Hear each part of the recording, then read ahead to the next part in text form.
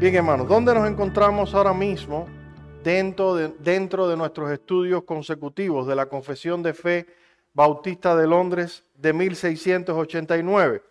Nos encontramos en el capítulo 16, que tiene que ver con el tema de las buenas obras. En la clase anterior, que estuvimos hablando de la Confesión de Fe, el pastor Joel compartió los dos primeros párrafos de este capítulo 16 y hoy, si Dios nos lo permite, vamos a concluir el resto del capítulo. Ahora, antes de entrar en el contenido como tal, es importante que entendamos que este es uno de los capítulos de la confesión que responde directamente al contexto histórico en que vivieron los autores de este documento. Es probable que para algunos de nosotros resulte algo irrelevante este tema de las buenas obras dentro de una confesión de fe. Quizás si este documento se hubiera escrito en nuestro tiempo, a lo mejor no hubiésemos incluido un capítulo sobre este tema.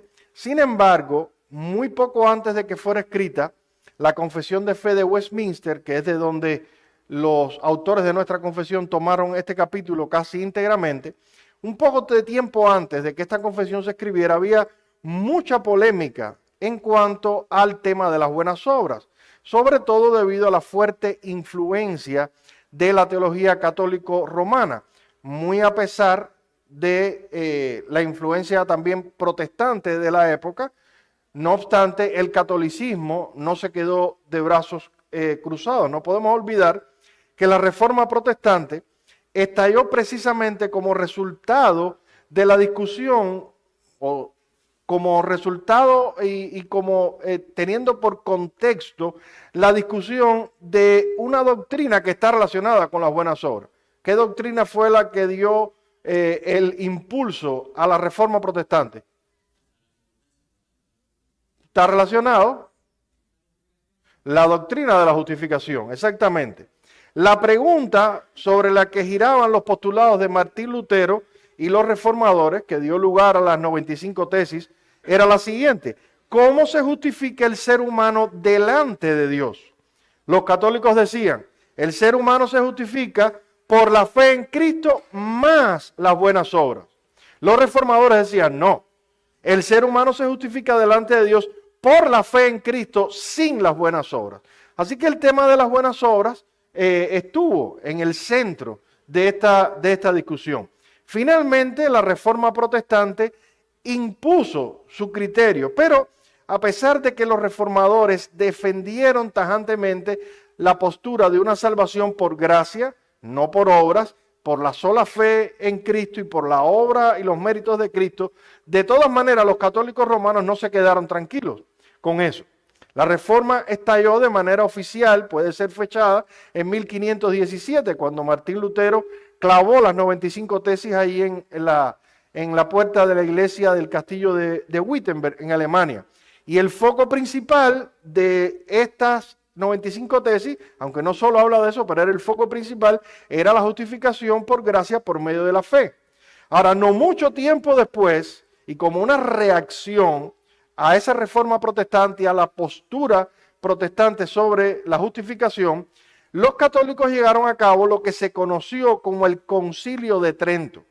Este concilio se llevó a cabo en la ciudad de Trento, que hoy es territorio italiano, entre 1545 y 1563. La reforma oficialmente empieza en 1517. Poco tiempo después, los católicos reaccionan a la reforma y tienen este concilio, convocan este concilio de Trento. Este concilio tenía la intención expresa de contrarrestar las enseñanzas que los protestantes habían traído, y lo hicieron los católicos a través de una serie de cánones, una serie de dogmas que establecieron en ese concilio. Permítanme leerle algunos de estos dogmas para que entiendan por qué un capítulo como el de las buenas obras era necesario en la confesión de fe. Dogma o canon número 20. Dice, si alguno dijere que el hombre justificado, por perfecto que sea, no está obligado a guardar los mandamientos de Dios y de la iglesia, sino solo a creer, como si el evangelio fuera una mera y absoluta promesa de salvación eterna, sin la condición de guardar los mandamientos, el tal sea excomulgado. Canon 24. Si alguno dijere que la santidad recibida no se conserva, ni tampoco se aumenta en la presencia de Dios por las buenas obras, sino que estas son únicamente frutos y señales de la justificación que se alcanzó, como enseñaban los reformadores, pero no causa de que se aumente, es decir, la justificación, sea excomulgado. Canon 32. Si alguno dijere que las buenas obras del hombre justificado de tal modo son dones de Dios, que no son también méritos buenos del mismo justo, o que este mismo justificado por las buenas obras que hace, con la gracia de Dios y los méritos de Jesucristo, de quien es miembro vivo, no merece en realidad aumento de gracia, la vida eterna, ni la consecución de la gloria si muere en gracia, como ni tampoco el aumento de la gloria sea excomulgado. Y así podemos seguir citando algunos otros de estos cánones surgidos del Concilio de Trento, que demuestran la intencionalidad que tenían los católicos en ese momento de enfatizar el papel salvífico de las buenas obras. Un papel que obviamente las Escrituras no enseñan, ni tampoco los autores de nuestra confesión de fe. Pero de ahí la necesidad de que los autores incluyeran un capítulo sobre este tema.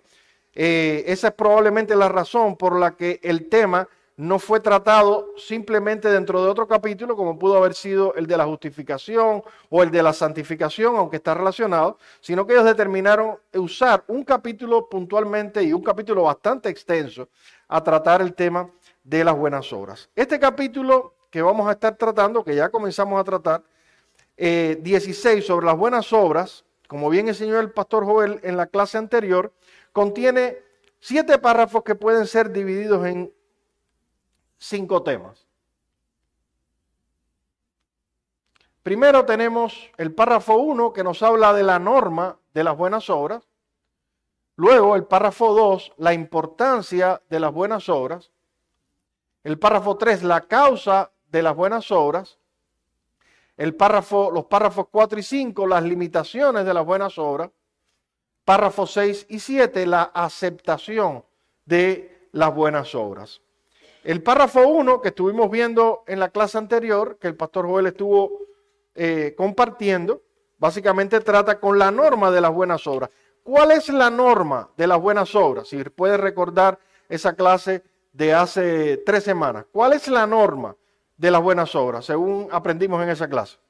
¿Alguien recuerda? Vamos a que el pastor Joel saque la cara por la congregación. Las Escrituras son la norma de las buenas obras. ¿A qué sí y a qué no podemos llamar buenas obras? Bueno, por un lado, podemos llamar buenas obras a aquellas cosas a las cuales Dios le llama así en la palabra.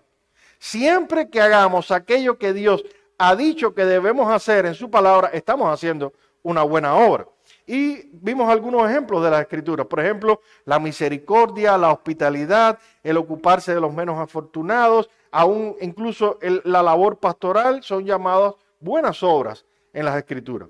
Pero por otro lado, no podemos llamar buenas obras aquellas cosas que Dios no ha reconocido en su palabra de esta forma, aun cuando los hombres las hagan por un fervor muy intenso o muy bien intencionadamente.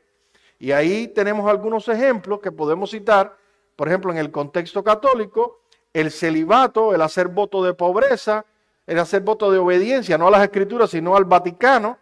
Esas llamadas buenas obras católicas no son tales porque no están en ningún sentido mandadas por las Escrituras. Y en algunos contextos, no católicos, sino evangélicos, también tenemos algunas buenas obras autoinventadas. Hay lugares y contextos donde se ve como una buena obra que las mujeres usen falda y no pantalones, que las mujeres no se maquillen, etcétera, etcétera, etcétera. Yo recuerdo de hecho de niño visitando una iglesia bautista, donde cada vez que se iba a leer, y a lo mejor no es solo mi experiencia, sino la de algunos de ustedes también, cada vez que se iba a leer las Escrituras, se decía, pongámonos en pie en señal de reverencia a la palabra de Dios. Y todo el mundo se ponía en pie en señal de reverencia. Yo no tengo ningún problema con eso y puede ser una práctica saludable, pero hablar de ponerse en pie para leer la Biblia como algo moral, como señal de reverencia, es decir, más de lo que la Biblia dice. Lo mismo que cantamos de pie o cantamos sentados. Cantamos de pie porque la voz sale mejor, porque nos ponemos en actividad y así no nos quedamos dormidos, pero no somos más reverentes cantando de pie que cantando sentados. Es una buena práctica, lo hacemos, pero no estamos moralmente obligados a eso. No podemos autoinventar buenas obras y decirle buenas obras a cosas que Dios no le llama buenas obras. Bien, en segundo lugar, estuvimos viendo también la importancia de las buenas obras. Ok, ahí está. La importancia de las buenas obras. Esto también lo compartió el pastor Joel en la clase anterior y veíamos que tristemente los evangélicos contemporáneos hemos hecho un énfasis tan desmedido. No diría que desmedido porque es un énfasis necesario, pero hemos hecho tanto énfasis en que somos salvos por gracia por medio de la fe que hemos olvidado que las buenas obras también tienen un lugar dentro de la vida cristiana. Y veíamos un texto que debemos conocer de memoria porque estudiamos Tito 2:14, donde dice que Cristo se dio a sí mismo por nosotros para redimirnos de toda iniquidad y purificar para sí un pueblo propio. ¿Y cómo sigue? Celoso de buenas obras. Dios redimió un pueblo, lo redimió por gracia, pero lo redimió para que fuese un pueblo celoso de buenas obras. ¿Y por qué debe ser un pueblo celoso de buenas obras? Bueno, este párrafo 2 da algunas razones que estuvimos viendo. Rápidamente las voy a mencionar, y ustedes las pueden ir localizando en ese párrafo. Dice los autores que son una manifestación de fe verdadera las buenas obras. Dice que son una expresión de gratitud a Dios. Dice que fortalecen la seguridad de salvación, que edifican a los hermanos, que adornan la profesión del evangelio, que tapan la boca de los incrédulos, que glorifican a Dios y que confirman nuestra santificación. Son razones por las cuales las buenas obras son importantes. Ya el párrafo 3 es material nuevo, eso no lo hemos visto y lo vamos a estar considerando en el día de hoy. Es un párrafo que nos habla acerca de la causa de las buenas obras. ¿Cuál es la causa de las buenas obras? ¿De dónde fluyen esas buenas obras en la vida del creyente? Y esto es el equilibrio con lo que veíamos anteriormente, para que nadie vaya a decir que nosotros estamos enseñando moralismo o legalismo. No estamos enseñando moralismo o legalismo. Estamos enseñando una santificación evangélica, un hacer buenas obras evangélicamente hablando. Dice este párrafo 3 que trata de la causa de las buenas obras. Si alguien puede en voz alta, por favor, me ayuda leyendo este párrafo.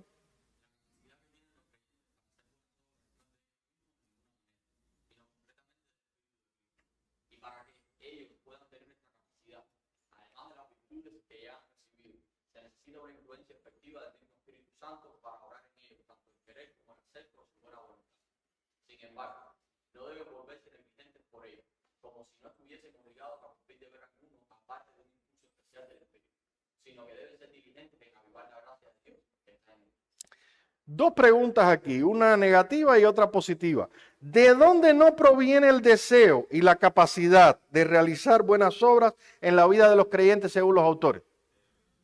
No proviene de ellos en ninguna manera, dicen los autores de fe. En ninguna manera. La capacidad que tienen los creyentes para hacer buenas obras no es de ellos mismos en ninguna manera. ¿Y de dónde sí proviene esa capacidad y ese deseo? Proviene del Espíritu Santo, proviene del Espíritu Santo. Es la presencia del Espíritu Santo en nuestras vidas la que nos capacita para hacer buenas obras. ¿Debemos hacer buenas obras los creyentes? Sí, las debemos hacer. ¿Somos capaces de hacer esas buenas obras por nosotros mismos independientemente de Dios? No, no somos capaces de hacerlas. ¿Algún texto que podemos citar que prueba esto que estamos diciendo? Efesios 2:10. Alguien que lo lea, por favor.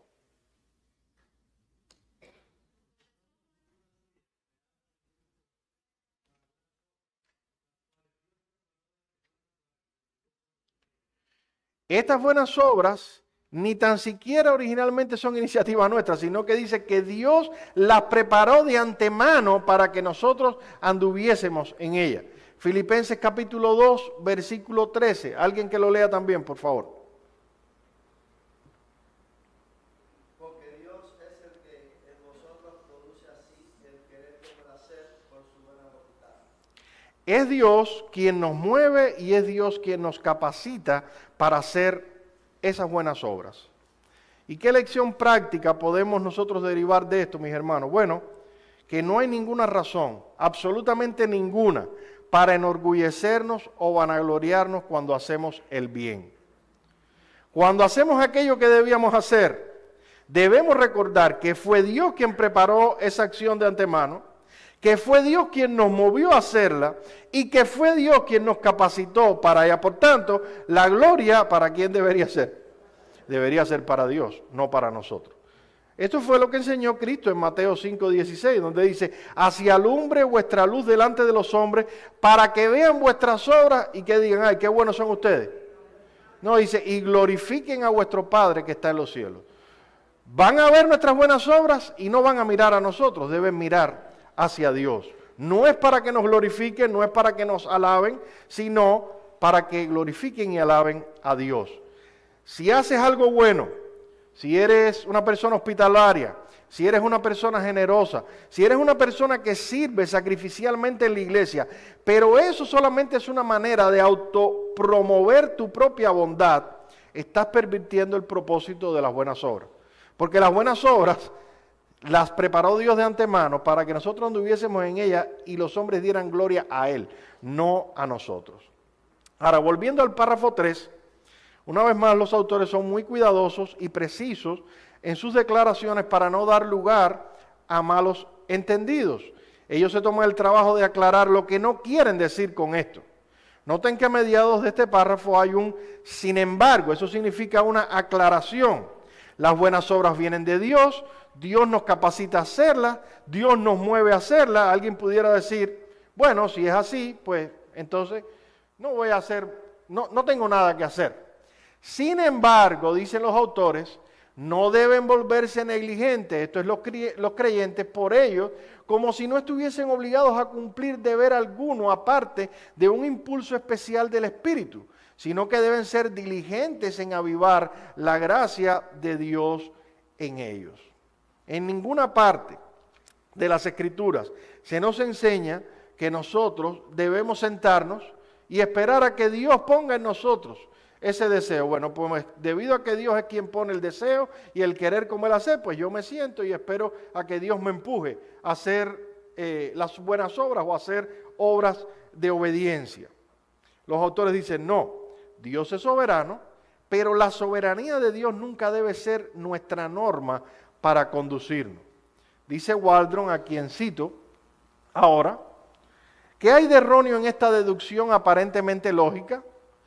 Lo erróneo es que hace de los movimientos del Espíritu la regla de nuestro deber. Sin embargo, no es esa, según la Biblia, la regla de nuestro deber, sino la voluntad revelada de Dios. En ninguna parte de las Escrituras se nos dice que somos responsables de seguir los movimientos soberanos del Espíritu de Dios. Lo que se nos manda es a seguir los mandamientos. Claro, la voluntad revelada de nuestro Dios. Si Dios dice que usted debe ser hospitalario, usted debe ser hospitalario. Que debe ocuparse de los pobres, debe ocuparse de los pobres. Que debe servir sacrificialmente, lo debe hacer. Lo debe hacer. Ahora usted debe hacerlo sabiendo que esa capacidad, ese deseo y todo lo que lo mueve a usted a hacer esas cosas viene de Dios. Pero esa no debe ser su norma, esa no debe ser su regla. En este sentido, la regla es la palabra de Dios y sus mandamientos positivos. Deuteronomio 29:29 nos deja en claro esto. Dice, las cosas secretas pertenecen a Jehová nuestro Dios. Su voluntad revelada pertenece a Él. Pero las reveladas son para nosotros y para nuestros hijos para siempre, para que cumplamos todas las palabras de esta ley. Si Dios ha revelado algo, es ahí donde debemos concentrarnos. ¿Y eso que ha revelado para qué es? Para que nosotros obedezcamos y cumplamos las palabras de esta ley.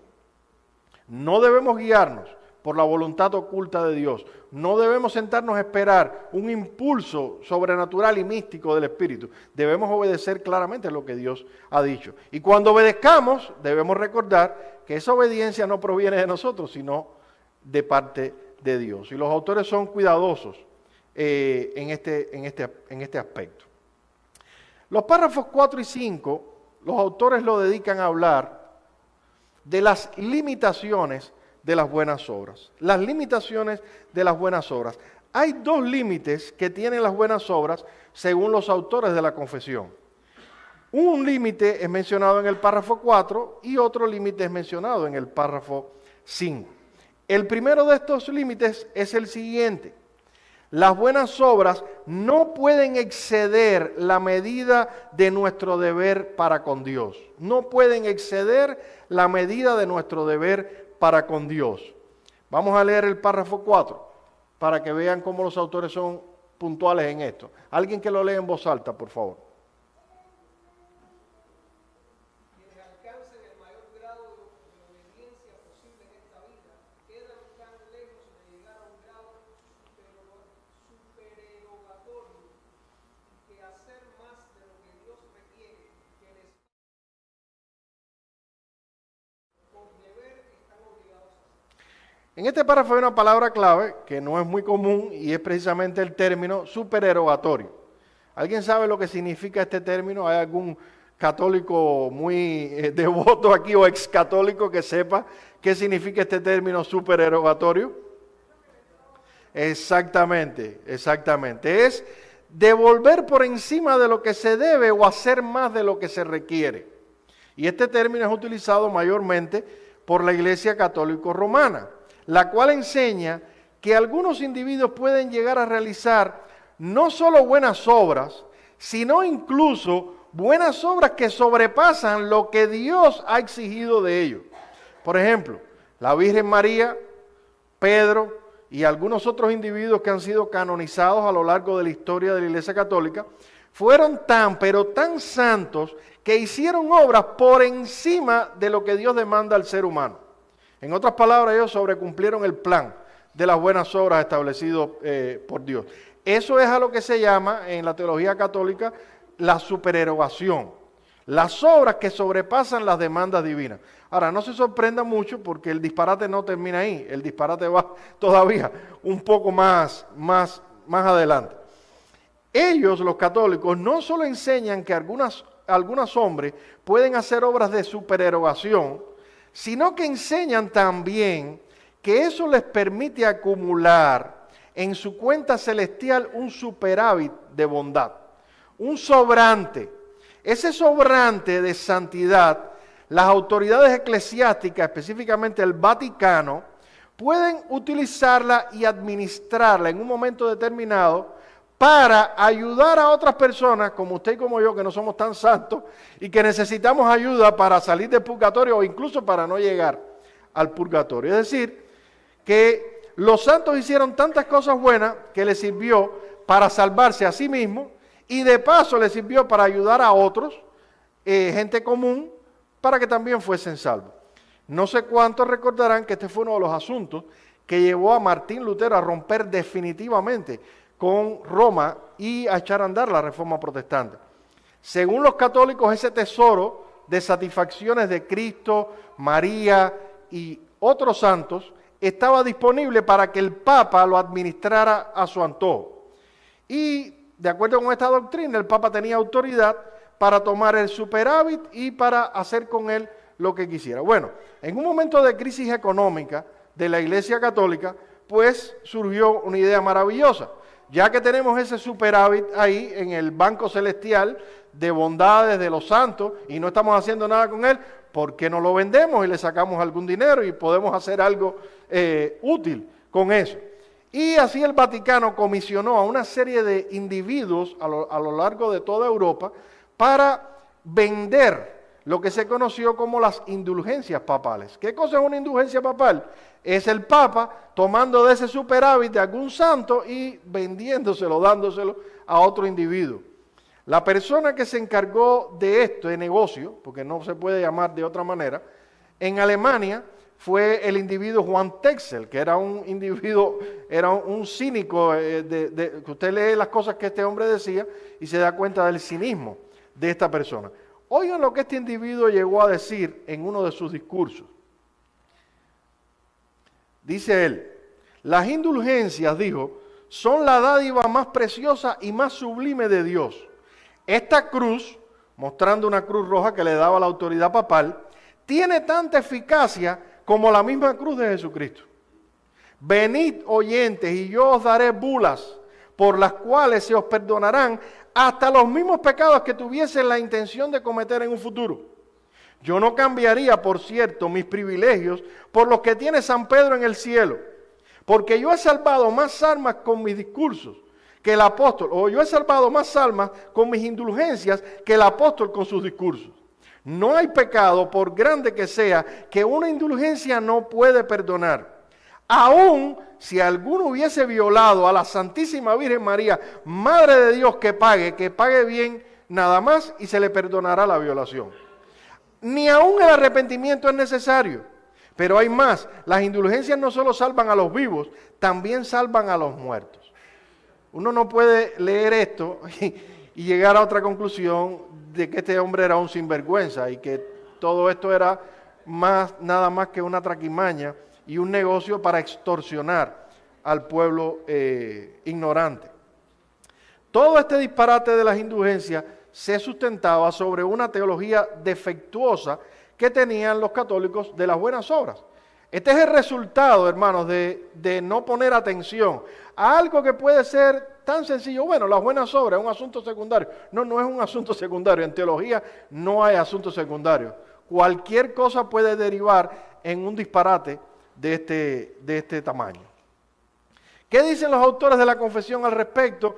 Ellos dicen que aun quienes alcancen el mayor grado de obediencia posible en esta vida, quedan lejos de un grado supererogatorio y de hacer más de lo que Dios requiere, que les falta mucho de lo que por deber están obligados. No solo no pueden sobrepasar, sino que no son capaces ni de llegar. Y eso es lo que enseña la Biblia. ¿Qué dice Isaías 64:6? Dice: si bien todos nosotros somos como suciedad, y todas nuestras justicias como trapo de inmundicia. En realidad, las mejores obras que podemos hacer delante de Dios nunca van a sobrepasar los estándares que Dios ha establecido. De tal manera que Dios diga: bueno, mira, lo hiciste tan bien que no tienes un A, te voy a dar un A más, porque tú sobrepasaste. No, más bien ni siquiera vamos a poder llenar los estándares y los requerimientos de Dios. Lo mejor que podemos hacer nosotros a los ojos de Dios es simplemente como trapos de inmundicia. Y si no podemos llenar ni siquiera los estándares de Dios, ¿cómo vamos a pensar en sobrepasarlo? Obviamente eso es un absurdo. Como vamos a ver más adelante, la única razón por la que Dios acepta nuestras buenas obras es porque las mismas son hechas o son vistas por Dios a través del sacrificio de Cristo. Y en base a ese sacrificio, Él acepta nuestras obras. Pero eso lo vamos a ver más adelante. La idea de que existen obras de supererogación es un total disparate y los autores lo establecen así. El segundo límite del que ellos nos hablan es que tampoco nuestras obras o nuestras buenas obras pueden darnos méritos delante de Dios. No solo no pueden llenar el estándar ni sobrepasarlo, tampoco pueden darnos méritos delante de Dios. Dice el párrafo 5 de esta manera. Alguien que lo lea, por favor, en voz alta. Nosotros no podemos, por nuestras mejores obras, merecer el perdón del pecado o la vida eterna de la gran desproporción que existe entre nuestras obras y la gloria que ha de venir, y por la distancia entre nosotros y Dios, a quien no podemos beneficiar por dichas obras, ni satisfacer la deuda de los pecados anteriores.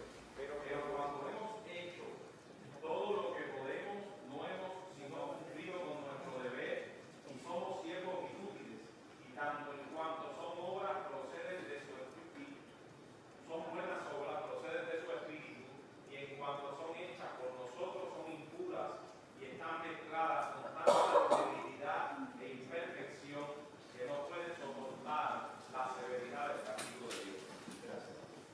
párrafo, me atrevo a decir que es el más importante de todo el capítulo, porque constituye la columna vertebral de la separación entre la fe evangélica y la fe católica. ¿Qué nos dicen los autores de la confesión aquí? Nos dicen que, en resumen, nuestras obras no pueden darnos ningún mérito salvífico delante de Dios. ¿Pueden salvarnos las buenas obras? Definitivamente no. No pueden hacerlo. ¿Qué texto podremos citar rápidamente para que una persona que venga y diga, bueno, sí, yo puedo hacer cosas buenas, lo cual es más común de lo que nos imaginamos? Mucha gente, cuando usted le habla del Evangelio, dice, pero si yo no le hago mal a nadie, yo soy honesto, del trabajo a mi casa, de mi casa al trabajo, no les robo, no adultero, no hago ninguna cosa impropia, yo soy una persona decente, así que Dios debería recompensarme. ¿Qué texto usted puede de las Escrituras citarle a una persona que le diga eso, que las buenas obras le pueden dar méritos delante de Dios? Efesios 2, 8 y 9, ahí está, porque por gracia sois salvos por medio de la fe, y esto no de vosotros, pues es don de Dios, no por obras, para que nadie se gloríe. No por obras. ¿Algún otro texto? Gálatas 2:16, alguien que lo lea, por favor. Gálatas 2:16. Sabiendo que el hombre no es justificado por las obras de la ley, sino por la fe de Jesucristo. Nosotros también hemos creído en Jesucristo para ser justificados por la fe de Cristo y no por las obras de la ley. Por cuanto por las obras de la ley nadie será justificado. Por las obras de la ley nadie será justificado. No importa que bien lo hagas, eso no te va a servir para salvarte delante de Dios. Y otro texto que podemos citar también, Tito 3, 4 al 5, dice, pero cuando se manifestó la bondad de Dios nuestro Salvador y su amor para con los hombres nos salvó, no por obras de justicia que hubiéramos hecho, no fue por buenas obras, sino por su misericordia, por el lavamiento de la regeneración y por la renovación en el Espíritu Santo. Y pudiéramos citar otros muchos textos que nos enseñan con claridad que el ser humano no se puede salvar, no puede ganar méritos delante de Dios por las buenas obras. Ahora, hay 5 razones que los autores de la confesión dan de por qué esto es así. ¿Por qué no podemos nosotros ganar la salvación a través de las obras? Hay 5 razones en el párrafo que ellos mencionan. Ayúdenme a encontrarlas y así participamos todos. ¿Cuáles son estas razones por las cuales las buenas obras no pueden salvarnos? 5 mencionan ellos. Esa es la primera. A causa de la gran desproporción que existe entre nuestras obras, la gloria que ha de venir. Alguien ha dicho que el cielo y lo que Dios ha preparado para nosotros cuesta tan caro que no podemos pagarlo. No tenemos con qué pagarlo. La eternidad junto a Dios será algo tan glorioso, tan grandioso, tan incomparable, que solamente puede ser otorgada por pura gracia. Si tuviésemos que trabajar para pagarla, hacer algo para pagarla, no lo lograríamos. ¿Qué otra razón nos dan los autores de la confesión de fe? Perdón, me eché para adelante, me delaté. Por la distancia infinita que hay entre Dios y nosotros. Él es el creador, nosotros somos las criaturas. Dios, siendo creador y nosotros criaturas, eso marca una distancia entre nosotros, de tal forma que aun cuando hipotéticamente pudiésemos hacer las cosas perfectamente, que no las podemos hacer como quiera, nosotros necesitaríamos de la gracia de Dios para relacionarnos con Él. Porque Él es el creador y nosotros somos criaturas. Adán en el huerto del Edén, en su estado de inocencia, seguía siendo criatura y Dios seguía siendo el creador. Y la relación de Dios con Adán era una relación de gracia también. ¿Qué dice Lucas 17:10? Dice, así también cuando hayáis hecho todo lo que se os ha ordenado, decid, siervos inútiles somos, porque lo que debíamos hacer, eso hicimos. En el último lugar, lo más que podemos hacer es lo que debíamos hacer, ese era nuestro deber. No hemos hecho nada de extraordinario. ¿Qué otra razón mencionan los autores? Que no pueden salvarnos las buenas obras que hacemos. Los voy a ayudar aquí. Debido a nuestros pecados anteriores. No importa si usted comienza hoy a hacer buenas obras.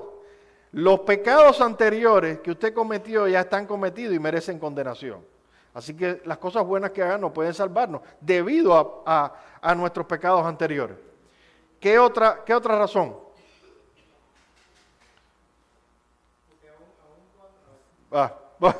Discúlpame. Sí, pero ibas a decir algo que a lo mejor no.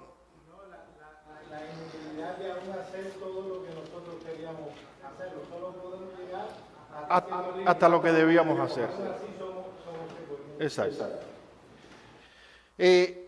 También no pueden salvarnos porque ya lo vimos, nuestras buenas obras proceden del Espíritu.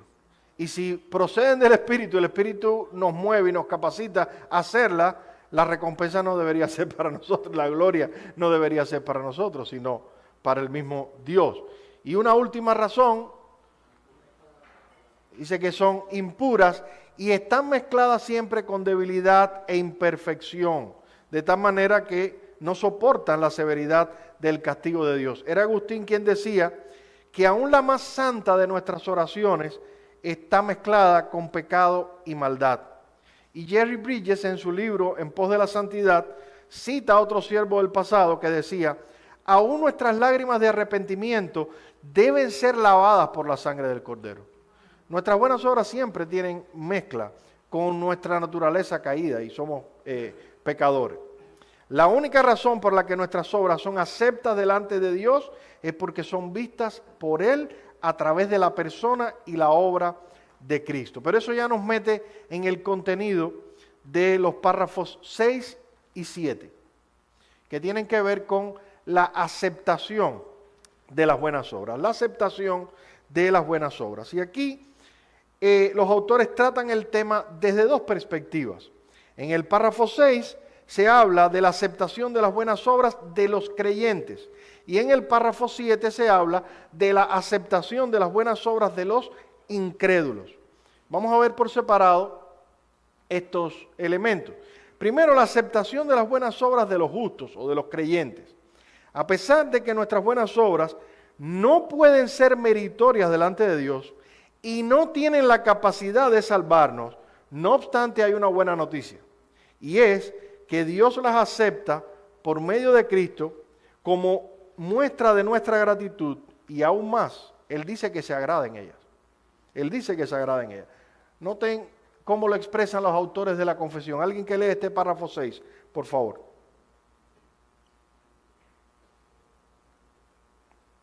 No obstante, por ser aceptadas las personas de los creyentes por medio de Cristo, sus buenas obras son aceptadas en Él, no como si fueran en esta vida eternamente irreprochables e irreprensibles a los ojos de Dios, sino que Él, mirándolas en su Hijo, le place aceptar y recompensar aquello que es sincero, aun cuando está acompañado de muchas debilidades e imperfecciones.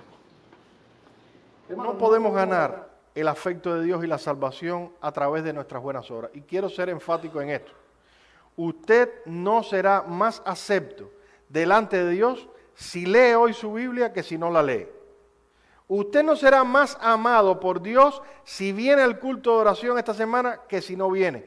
Porque su aceptación delante de Dios depende de lo que Cristo hizo en la cruz. Y yo quiero ser claro en esto. Nuestras buenas obras no nos hacen más aceptos delante de Dios. Sin embargo, una vez que hemos sido salvados, una vez que hemos sido aceptados por pura gracia, sí podemos, por medio de Cristo, agradar a Dios con nuestras obras. Hay creyentes que tienen la idea de que Dios es un ser implacable, un ser que nunca se puede satisfacer y que es incapaz, somos incapaces de arrancarle una sonrisa de la boca a Dios. Lo pintan tan exigente que nunca se complace con nada de lo que hacemos. Pero lo que vemos en las Escrituras es que gracias al sacrificio y a los méritos de Cristo, esto no es así. Los creyentes sí podemos agradar a Dios, sí podemos complacer a Dios, sí podemos sacar una sonrisa de la boca de Dios. Él acepta la obediencia de su pueblo, se agrada y se deleita ver las buenas obras que ellos hacen en Cristo, a pesar, como dicen los autores, de las limitaciones y las imperfecciones que esas buenas obras tienen. A pesar de eso, Dios las acepta. Dios acepta nuestras buenas obras. Algunos textos que vamos a citar que creo que son importantes en este aspecto. ¿Me pueden ayudar leyéndolos? Se los agradezco. Primera de Pedro 2:5. También como piedras vivas ser edificados como casa espiritual y sacerdocio santo para ofrecer sacrificios espirituales aceptables a Dios por medio de Jesucristo. Hay sacrificios espirituales que hacemos que son aceptables delante de Dios.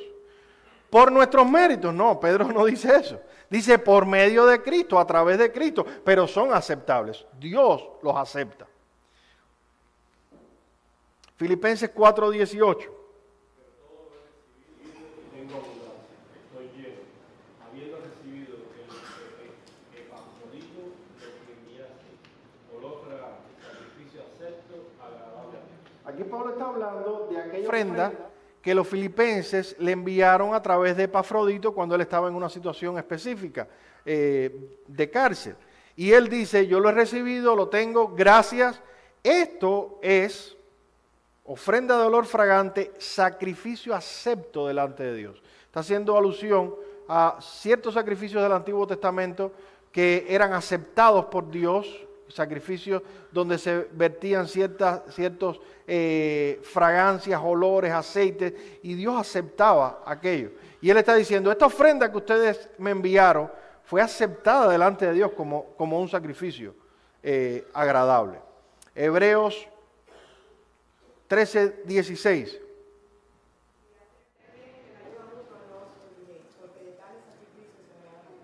Dios se agrada de hacer el bien, de la ayuda mutua, de la hospitalidad en el contexto. Hermanos, no nos confundamos en esto. Nuestras buenas obras no pueden hacernos ganar méritos delante de Dios, ni que Él nos otorgue su perdón, pero una vez que hemos sido perdonados, una vez que hemos sido aceptados, Dios sí se agrada en nuestra obediencia.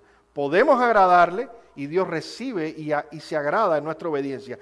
De hecho, los autores de la confesión dan un paso más y ellos dicen algo más. Dicen que Dios incluso recompensa esas buenas obras. Noten, le place aceptar y recompensar aquello que es sincero, aun cuando esté acompañado de muchas debilidades e imperfecciones. Hay quienes se alarman al escuchar esto, pero la Biblia dice con claridad, hermanos, que Dios acepta nuestras obras y que también promete recompensarlas. Aclaro que no es una recompensa que Dios nos deba. No es una recompensa que merezcamos. Es una recompensa por pura gracia, pero es una recompensa. Dios promete compensar las obras de sus hijos. Unos textos que también podemos leer para probar esto. Lucas 14, 13 al 14. Ayúdenme leyéndolo, por favor. Mas cuando hagas banquete, llama a los pobres, los mancos, los cojos y los ciegos, y serás bienaventurado, porque ellos no te pueden recompensar, pero te serás recompensado en la resurrección de los justos. Mateo 6, 3 y 4. Mas Mas cuando tú des limosna, no sepa tu izquierda lo que hace tu derecha, para que sea tu limosna en secreto, y tu Padre que ve en los secretos te recompensará en público. Y podemos ir también Mateo capítulo 10, 41 y 42. Pueden leerlo también, por favor. Que reciba un profeta por cuanto es profeta, recompensa de profeta recibirá. De que reciba un justo por cuanto es justo, recompensa de justo recibirá.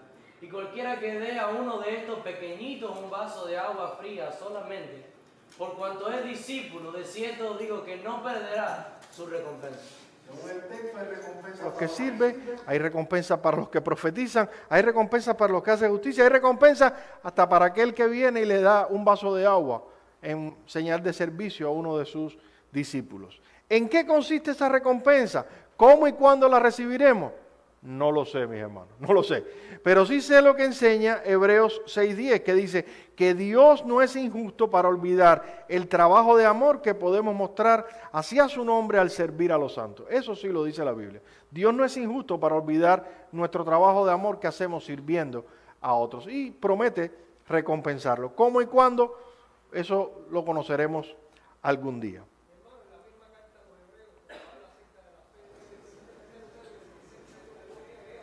¿Qué es galardonador de los exactamente? Y Gálatas 6:9 dice, no nos cansemos pues de hacer el bien, pues a su tiempo segaremos, si no Y es una cosa lógica. Dios se agrada porque sus hijos están haciendo lo poco que hacen para su gloria. Si no fuera para su gloria, entonces el mismo texto nos apoya que Él no se agrada. Ahí vamos, porque esto es parte de lo que vamos a ver ahora. ¿Por qué Dios no acepta las obras de los incrédulos, aun cuando hacen ciertas cosas buenas. Vamos a pasar a este que es el último aspecto de nuestra clase, la aceptación de las buenas obras en el caso de los incrédulos. Dice este último párrafo de la siguiente manera, yo lo voy a leer.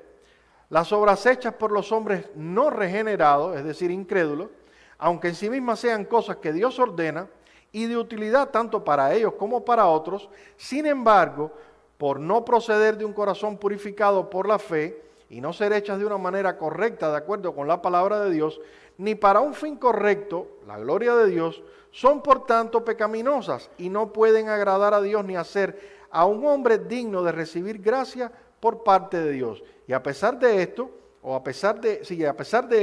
el hecho de que descuiden las buenas obras es más pecaminoso y desagradable a Dios. Y lo primero que admiten aquí los autores de la confesión es que los incrédulos también hacen cosas buenas. En un sentido, o en el sentido más amplio de la palabra, son buenas obras. Es un bien relativo, exactamente, así es como se le llama en teología. Son obras que Dios ha ordenado y que en la gracia común ellos hacen. Cuando un inconverso decide ser honesto, decide no robar en su centro laboral, decide ser fiel a su esposa, está haciendo buenas obras, está haciendo obras justas, está haciendo cosas buenas, cosas que Dios ha ordenado en su palabra. Lo mismo cuando un personaje millonario decide destinar varios de sus millones que le sobran a un centro de beneficencia de niños con cáncer.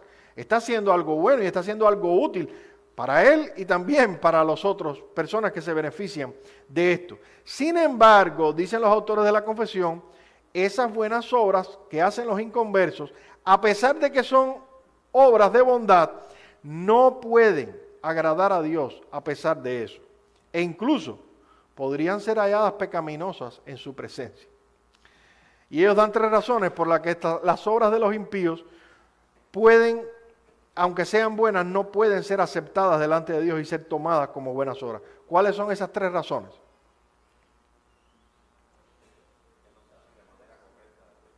Esa es una, pero antes hay otra. Exactamente. No proceden de un corazón purificado por la fe. ¿Qué dice Hebreos 11:6? Pero sin fe es imposible agradar a Dios. Todo lo que no provenga de un corazón de fe y todo lo que no hagamos por la fe es imposible que agrade a Dios. La otra razón la mencionaba el pastor Ricardo, que no son hechas de una manera correcta de acuerdo con la palabra de Dios. Por ejemplo, volvamos al millonario que realiza una donación económica para cubrir ciertos proyectos sociales y hace un bien relativo. Rara vez cuando estas personas hacen este tipo de donación, lo hacen siguiendo los criterios de la Escritura. No lo hacen que tu mano izquierda no sepa lo que hace tu mano derecha, al contrario. En algún lugar hay que poner su nombre en una placa, o hay que sacarlo en el periódico, o hay que hacerlo de alguna manera, porque lo que están buscando a la larga es autopromoverse. Entonces no están haciéndolo de la manera que las Escrituras enseñan. Y la última razón, que es importante, el fin que persiguen no es un fin correcto, no es la gloria de Dios. Primero los Corintios 10:31 dice, si coméis o bebéis o hacéis cualquier otra cosa, hacedlo para la gloria de Dios. Esto descalifica de facto cualquier cosa que hagan los impíos, por bueno que sea. Porque si hay algo que le importa un bledo a un impío es la gloria de Dios. Cualquier otra cosa menos la gloria de Dios. Dios no está en su ecuación. Dios no existe, no les interesa. Y si hablan de Dios, siempre es por una motivación equivocada o incorrecta. Así que, aun cuando los no creyentes hagan cosas buenas, deben saber que esas cosas no serán aceptadas delante de Dios, porque son obras que no provienen de fe, no se ajustan a la palabra revelada y no procuran la gloria de Dios. Ahora, quizás alguno de estos impíos pueda pensar, bueno, si es así, entonces ¿para qué nos sirve hacer lo que Dios dice? Mejor vamos a desobedecer abiertamente. Y los autores se anticipan a esta objeción y terminan con una frase muy atinada, el párrafo. Dicen, y a pesar de esto, el hecho de que descuiden las buenas obras es más pecaminoso y desagradable para ellos. Esas buenas obras no les van a ganar el cielo, pero deben saber que si no las hacen, eso lo único que va a hacer es añadir condenación a sí mismos en el infierno. Bien, hermano, el tiempo se ha ido, debemos concluir. Este es el momento, si tenemos alguna pregunta. Sí.